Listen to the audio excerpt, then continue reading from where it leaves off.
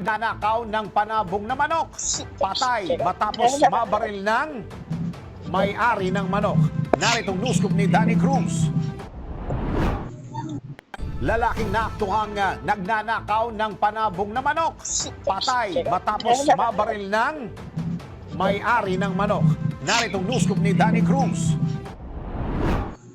Lalaking naaktuhang nagnanakaw ng panabong na manok.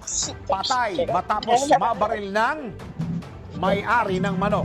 Naritong news scoop ni Danny Cruz. Lalaking naaktuhang nagnanakaw ng panabong na manok. Patay matapos mabaril ng may-ari ng manok. Naritong news scoop ni Danny Cruz. Lalaking naaktuhang nagnanakaw ng panabong na manok. Patay matapos mabaril ng may-ari ng manok. Naritong news scoop ni Danny Cruz. Lalaking naaktuhang nagnanakaw ng panabong na manok. Patay matapos mabaril ng may-ari ng manok. Naritong news scoop ni Danny Cruz.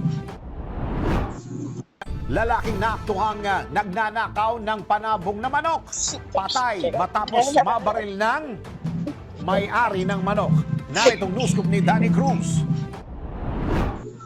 Lalaking naaktuhang nagnanakaw ng panabong na manok.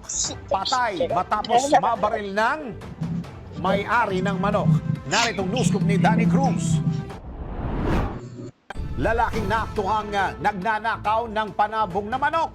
Patay matapos mabaril ng may-ari ng manok. Naritong news scoop ni Danny Cruz. Lalaking naaktuhang nagnanakaw ng panabong na manok.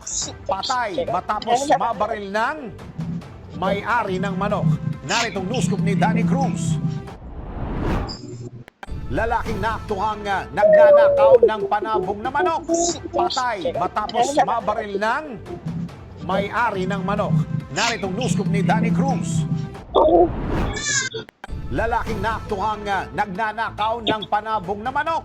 Patay matapos mabaril ng may-ari ng manok. Naritong news scoop ni Danny Cruz.